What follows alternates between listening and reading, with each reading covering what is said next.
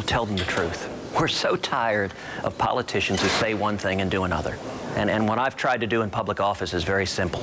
Tell the truth and do what I said I would do. Our country's in crisis. We recognize it's in crisis, but we also know the answer.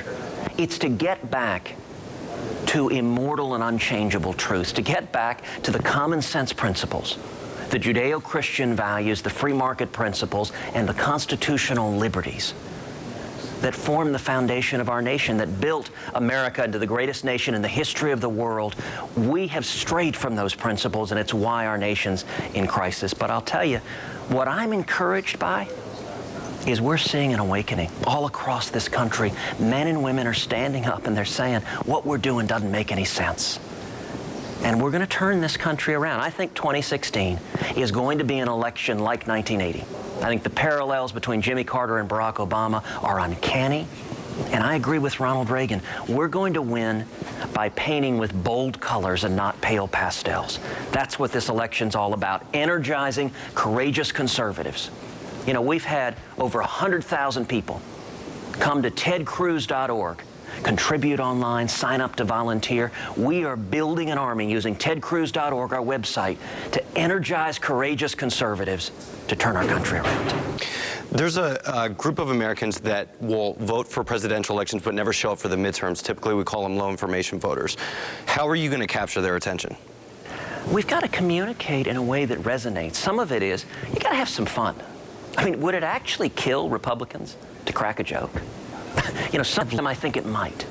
You got to have young life, you got to have verve with young people. You know, when I ran for Senate in Texas, what we saw come together was that old Reagan coalition. We saw conservatives and libertarians and evangelicals and young people and Hispanics and women and African Americans and Reagan Democrats.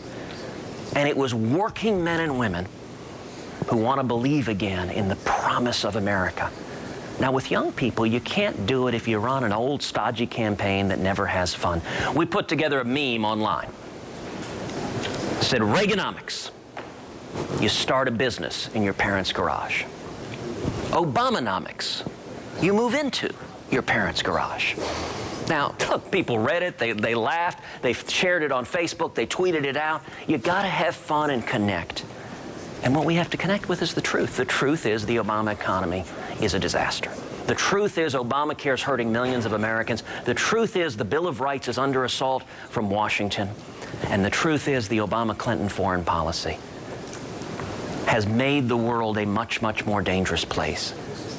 We tell the truth with a smile, with a positive, hopeful, optimistic message that America can be great again if we get back to the principles that built America in the first place. Well, now, as this 2016 election season is ramping up here, polls are taking place all across the country. And not to be outdone, we did our own exclusive One America News nationwide straw poll. One America's Cameron Kramer explains what separates our poll from the competition. Check it out. Yeah, that's right. The One America straw poll is live on the OANN website, and thousands of viewers have already weighed in. The One America straw poll is different than the others. It's 100% voter-driven.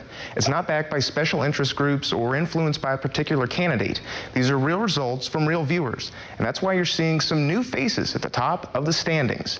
Jeb Bush and Hillary Clinton lead polls from Quinnipiac University, CNN, and Fox. While that may be what big donors want, our straw poll shows it's not what viewers want. Participants in One America's poll have Ted Cruz leading the Republican field, capturing about 30% of the vote. Rand Paul trails him with 24%. Meanwhile, Jeb Bush, a top vote getter in the other polls, is ranked 6th behind Marco Rubio with about 2.5% of the vote. There's more surprises on the Democratic side as Elizabeth Warren claims the top spot with 9% of the vote, but the Massachusetts senator has not yet declared her candidacy for 2016. Bernie Sanders trails her by 2% for second place, while Hillary Clinton sits in 4th place behind former Virginia Senator Jim Webb. You may ask why One America's straw poll results vary from the others. We pride ourselves on being a credible source for news and delivering facts and presenting them without bias or an agenda. The right to vote is one of the great privileges of being an American. We want every citizen to be able to make an informed decision in the voting booth. As such, we don't promote certain candidates or parties over others. And of course, I couldn't end this without a little history about straw polls. They first appeared during the 1824 presidential election, but the meaning of the term has its roots in the prairies, when farmers would take pieces of straw and toss them in the air to gauge the direction of the wind. It's a fitting reminder that our poll is still ongoing at the OANN.com website, and the results, like the wind, can change at any time. Back to you at the desk. If you didn't quite put the voice together there, Cameron Kramer, also in charge of our On This Day history segments that we do pretty much every single day. Now, despite veto threats from the White House, the Senate has passed a $612 billion defense policy bill. Included within it are calls to arm Ukrainian forces, to prevent military base closures, also provisions to prevent President Obama from closing down Guantanamo Bay. Democrats say they oppose the legislation because it increases spending limits for the Pentagon, but it does not do the same for programs like education and infrastructure. Republicans say they support the measure for increasing pay for troops and for funding operations in Afghanistan and against extremist groups. Unfortunately, many of our friends on the other side of the aisle would not stand with their president and voted to sacrifice a program that they support, a program that they asked for, in order to block our path. Congress has a responsibility to get trade negotiations on the right track, not the fast track. The House passes legislation that would give President Obama fast-track authority to negotiate a trade deal with Pacific Rim nations. As we've discussed, it was a 218 to 208 vote, pretty close vote, ensuring Congress will be limited now to a yes or no vote on trade agreements, meaning it cannot add amendments. This bill is a stripped-down version of a similar measure that failed to pass in the House last week. It doesn't include a program that would provide funding for aid and retraining for workers who lose their jobs because of trade deals. Again, that is not included here. The measure will now head to the Senate for final approval. The Justice Department arresting 243 people in what is being called the largest criminal health care fraud takedown in the agency's history.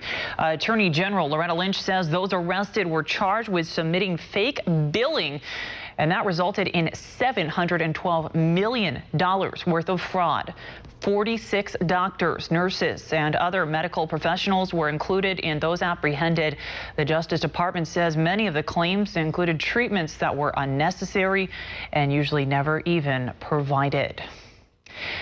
The IRS now, an IRS watchdog group, says cutting the agency's budget has hurt us, the taxpayers. The $1.2 billion cuts are hindering efforts to uncover delinquent payments, and essentially they've forced the agency to cut staff, meaning the work is taking longer. The IRS has removed approximately 1 in 5 telephone collectors, and more than a quarter of the agents who deal with delinquent taxpayers face-to-face. The House Appropriations Committee approved $900 million in additional cuts on Wednesday. Straight ahead on One American News tonight, a lot of Texas news tonight.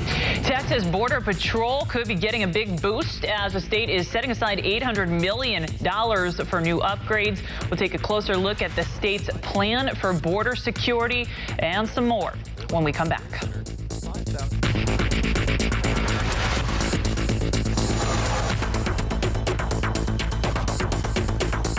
America News looks back to moments in history that shaped our country and our world and makes us who we are. The invention of the steam-powered locomotive helped forge the great industrial revolution of the 19th century with an explosion of railway systems across Europe and the United States. Following the development of the steam engine, Britain's Richard Trevithick began advancing designs for a steam locomotive as early as 1797. Various models followed in England, but it was George Stephenson who built the first locomotive designed for public rail use. By September 28, 1825, the first locomotive traction public railway was running between Stockton and Darlington, England. Following the British initiative, the Baltimore and Ohio Railway opened for service in the U.S. in 1830, while France began locomotive-powered passenger service in 1832. We will stand up once again for America, and we will get to rescue a great country now adrift. Join me. We must change the decisions we are making by changing. I believe in the power of millions of courageous conservatives. I will take nothing and no one for granted. I will run because with in America we celebrate our independence from the government, not our dependence on. That's what we have to start doing. We have to start opening our mouths for the values and principles of America. One America News Network is your source for the most important gathering of conservative 2016 presidential candidates. Faith and Freedom 2015. No other network will have the unprecedented access to the contenders, positioning for the support of the conservative base. We'll bring you all the behind-the-scenes action, including one-on-one interviews with the candidates. Tune in June 18th, 19th, and 20th, only on One America News Network. Welcome back. You do not mess with Texas, but the Supreme Court is getting involved, it seems, in the state's license plates. The Supreme Court rejecting an appeal to issue a Texas license plate that bears the Confederate flag in its design. A group called the Sons of Confederate Veterans sued over the state's decision not to authorize this plate with the battle flag, claiming that doing that was a violation of their free speech. Texas officials, however, say the First Amendment only applies when the government impedes on speech, not when the government, quote, does the talking. The proposed design is similar to plates issued in 8 other former Confederate states and Maryland's. Well, the license plate there might not get approval, but Texas is getting their own gold reserve. Texas set to establish its own gold reserve, and in order to do so, is requesting a $1 billion deposit back from New York State. Governor Greg Abbott signed a bill into law last Friday, establishing the first state-level depository of gold bars in the country. Abbott says the goal here with the gold is twofold: to increase the financial stability of Texas gold reserves and to protect taxpayers from paying to store their gold out of state. Texas currently pays New York $1 million per year in storage fees. This new legislation bars the government from asking for the gold back once it arrives. There's a pun in there with the gold and the barring and the gold bars. Texas, more news from Texas. Texas wants control over gold. It also wants the same for its southern border. Texas now considering a nearly $1 billion upgrade for its Border Patrol forces. One America's Pearson Sharp explains how the agency intends to use the money and how the governor expects it to help at the border. Republican Governor Greg Abbott approves an $800 million budget for border security in Texas. In the list of new upgrades is a nearly $8 million high-altitude plane to watch over the border. There's also a new border crime data center, a 5,000-acre training facility, and funding for year-round helicopter surveillance. The state is also hoping to hire 24 new Texas Rangers to investigate corruption in public offices, as well as 250 new state troopers for a permanent border force. Mexican cartels deal heavily just across the border from Texas, and the governor says it's the government's duty to keep the people safe. During the immigration crisis last year, the 320-mile stretch of the Rio Grande was the prime target for illegal migrants and criminal activity along the border. The governor claims that the new force is aimed at putting an end to their operations. Pearson Sharp, One America News. One more story for you out of Texas tonight as the state executes a man convicted for fatally beating the owner of an auto repair shop. Gregory Rousseau was convicted in the 2001 death of James Syvertson. Police say Rousseau's DNA was found at the crime scene where he beat the victim to death before stealing his car. The 45-year-old claims, though, he wasn't the one who killed Syvertson, instead maintaining that police planted his hair at the scene. The execution is the 9th carried out in Texas this year. Well, a guilty plea answered in our next story. A former Boy Scout pleading guilty to killing his former troop leader, who he says raped him when he was a child. One America's Greta Wall has more on the case. Clark Fredericks admitted to the June 2012 killing of Dennis Pegg in a New Jersey courtroom on Wednesday. He says Pegg sexually assaulted and raped him between the ages of 8 and 12. Fredericks never told anyone about the rapes because he says Pegg tortured and killed animals in front of him, saying he would do the same to him if he told. After watching the sexual abuse trial of Penn State coach Jerry Sandusky in 2012, Fredericks says he snapped. He and a friend allegedly got drunk and high on cocaine and then went to Pegg's house to get even. Fredericks reportedly stabbed Pegg with a hunting knife he had given him in Boy Scouts, repeating, quote, "How does it feel raping little kids now?" According to family and friends, past accusations of rape against Pegg had been ignored. But either way, the prosecutor would not justify an eye for an eye in Wednesday's court appearance. Instead, the prosecution and Fredericks agreed to a plea deal of passion provocation instead of first-degree murder. Fredericks' original charges could have carried a sentence of life in prison with 30 years of parole ineligibility. But the new charge of passion provocation means a maximum of 5 to 10 years behind bars. Fredericks is scheduled to be sentenced in August. His accomplice in the killing faces first-degree murder charges and will appear in court on June 23rd. Greta Wall, One America News. And there was a lot going down in our international headlines tonight. Up next, Colombian rebels attacking a major pipeline, contaminating rivers and leaving thousands without drinking water. We'll tell you how the government is responding.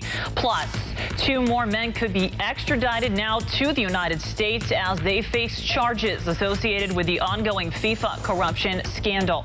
We'll have those stories for you after this.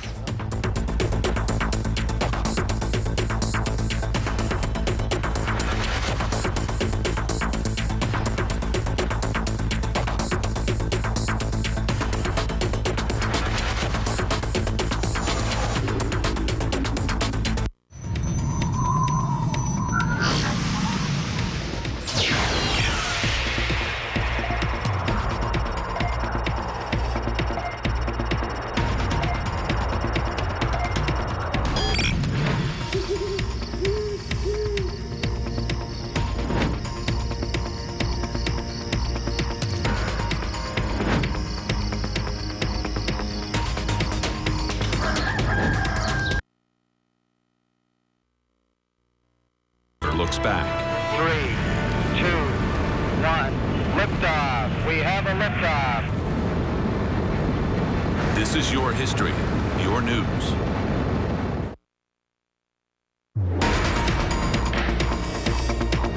Welcome back. A hijacked ship topping our international headlines this evening. Malaysian naval officials reportedly making contact with pirates aboard this hijacked tanker in an attempt to negotiate a surrender if they're able to. Naval officials say they're optimistic about the negotiations. They add all 22 crew members on board are safe at this time. A naval vessel along with another ship are shadowing the hijacked tanker now in Vietnamese waters.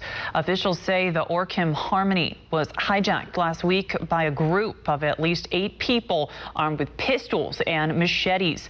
The incident marks the second such hijacking this month, raising concerns about piracy in the region. And as we continue on, a critical oil pipeline in Colombia is attacked by rebels, forcing the government to shut it down.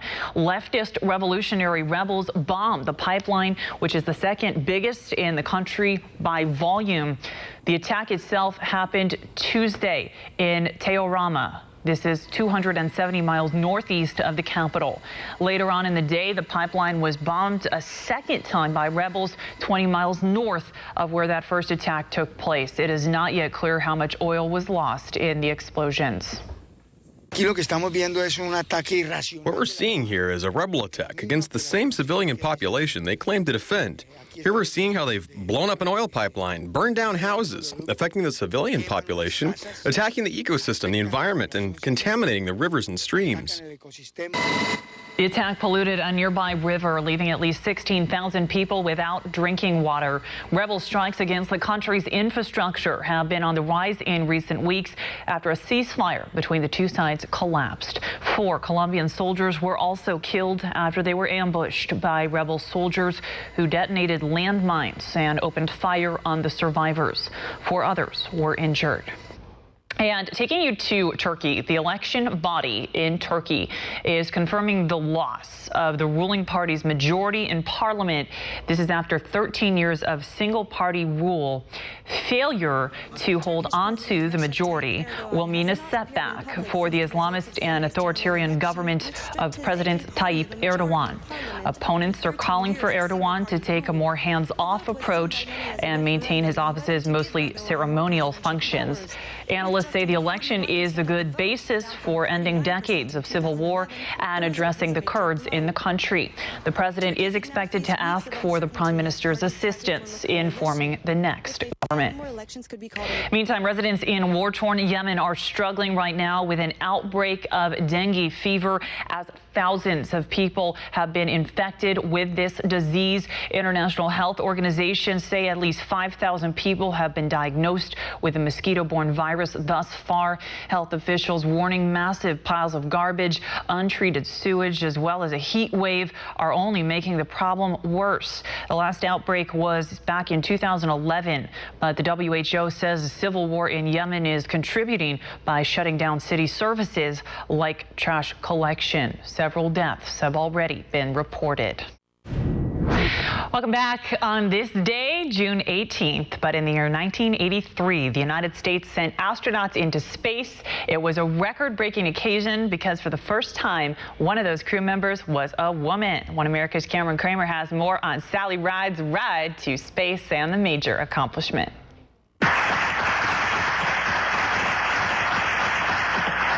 Sally Ride returns to Earth amid a chorus of applause. But 6 days prior, on this day in 1983, she lifted off, becoming the first American woman in space. And liftoff of STS-7 and America's first woman astronaut. Ride was a science whiz as a child and followed that pursuit all the way through college when she earned a master's and PhD in physics from Stanford. But it was when she was browsing the university's newspaper that her career came into focus. Ride was one of 8,000 people who answered an advertisement by NASA seeking applicants for its space program. Despite the long odds, Ride was chosen to join NASA in 1978. It wouldn't be the last time she would beat out steep competition. After working on the ground for a number of launches, Ride got her shot to take to the skies for the STS-7 mission. Her commander confirmed the selection, believing Ride was more than capable of flying in space, saying, quote, "I wanted a competent engineer who was cool under stress." Sally had demonstrated that talent. Ride echoed the sentiment, later detailing just how seriously she took her assignment. And of course, it was very important to me that I understood my role really well and that I was really well prepared for the mission, because the last thing that I wanted to do was get into space and make a mistake. Even in the zero-gravity environment, Ride performed flawlessly. She played a vital role in helping the crew deploy communication satellites and conduct experiments. After that mission concluded, she wouldn't stay on the ground for very long. Ride returned to orbit in 1984, spending a grand total of 343 hours in space in her NASA career. In 1987, she left the space organization with a series of records, the first American woman in space, as well as the youngest U.S. astronaut to travel in space. Ride relocated to San Diego and became a physics professor, while also serving as the director of the California Space Institute. She died in 2012 at age 61 from cancer, but her obituary credited Ride with yet another first. Famously secretive about her private life, Ride's death notice revealed a longtime female partner, making her the first known LGBT astronaut. Cameron Kramer, One America News. Finally tonight, decades after the Tin Man wished he only had a heart, another inanimate object is living his dream and getting one. Her name is Pepper. There she is. She is the first robot with a heart, and she was unveiled in Japan today. The machine danced happily on stage, talking to guests, even singing a birthday song during her presentation. She showed how she can record a family's life in photos and even be someone's personal companion. Pepper demonstrated happiness whenever she was praised by the audience. The robot is set to go on sale in Japan starting Saturday at a cost of about $1,600, and it can be sold outside Japan as early as next year. Now, if it only had a brain, oh wait, it kind of does. I'm Cassie Leuffen, clicking my ruby shoes 3 times and saying so long for now. Thank you so much for watching. Good night.